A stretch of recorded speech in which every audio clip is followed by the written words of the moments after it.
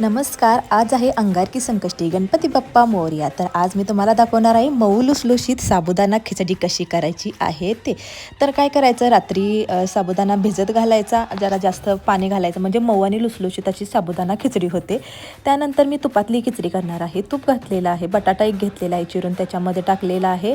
पहिल्यांदा तिखट होण्यात थोडीशी तिखट लागावी खिचडी म्हणून मिरची टाकलेली आहे. त्यानंतर बटाटा भाजून घेतलेला आहे. जिरे मोहरी वगैरे काही टाकायचं नाही बरं का, बरेच जण जिरं वगैरे टाकतात. त्यानंतर काय करायचं, बटाटा आणि मिरची छान भाजून घ्यायची. थोडंसं भाजताना मीठ टाकायचं, म्हणजे छान भाजली जाते. बटाटा म्हणजे मऊ पडतो. त्यानंतर भिजवलेला साबुदाणा त्याच्यामध्ये टाकायचा, छान परतून घ्यायचा. त्याच्यानंतर मीठ टाकायचं, शेंगदाण्याचं कूट टाकायचं. शेंगदाण्याचं कूट अजून बारीक टाकलं तरी पण चालेल, आणि कोणाला मोठं आवडतं तर मोठं पण टाकलं तरी चालेल, काही प्रॉब्लेम नाही आहे. त्यानंतर छान परतून घ्यायची आणि थोडंसं झाकून ठेवायचं. मीठ आणि साखर पण टाकायची, छान अशी चवीला लागते. आणि आता तुम्ही बघू शकता मऊ लुसलुशीत सुंदर झालेली आहे.